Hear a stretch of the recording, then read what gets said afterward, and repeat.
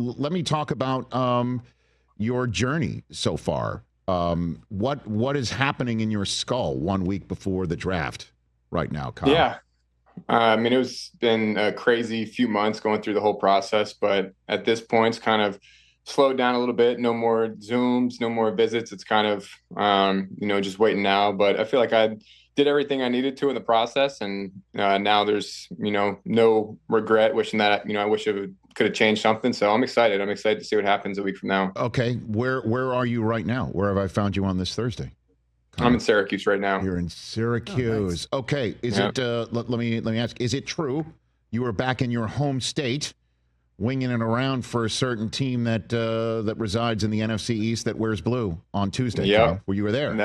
That is true. Yeah. Okay, we can confirm that. So was it just you? Did they have a whole bunch of people? Was it just a Giants Kyle McCord summit? Is that what it was? Yeah, no, I think there might have been, one or two other players there, different position. Okay. But, I spent most of the day with the O staff, which was good. Okay. So was Daboll there as well? Yeah. Okay. So what vibe did you get? What was that?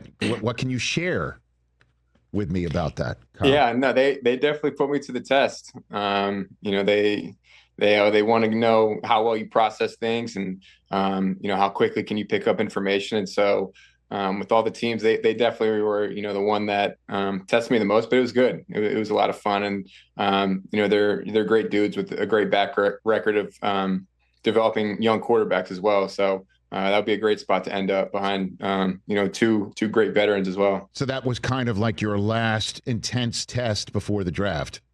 Yeah. That's what you're saying. Who else have you met with in person like that? Similar situation? Yeah. The Steelers, the Saints as well, the Jets, that was probably the handful of teams, but it just like I do. As much as you think you have an idea of who likes you and where you might end up, you really have no idea until you get that call. So, it's fun to speculate a little bit about where you might end up, but it's at this point, who knows? What's the through line on the questions you get asked? What's the most common one that you've been hit about your journey, your career, your style, anything?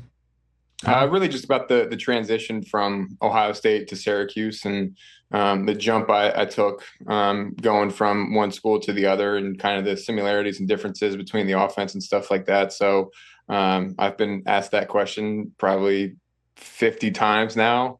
So you got that answer pretty much memorized, but that's probably the most common question that comes up. All right. So what's the answer you give? What answer do you give to that question?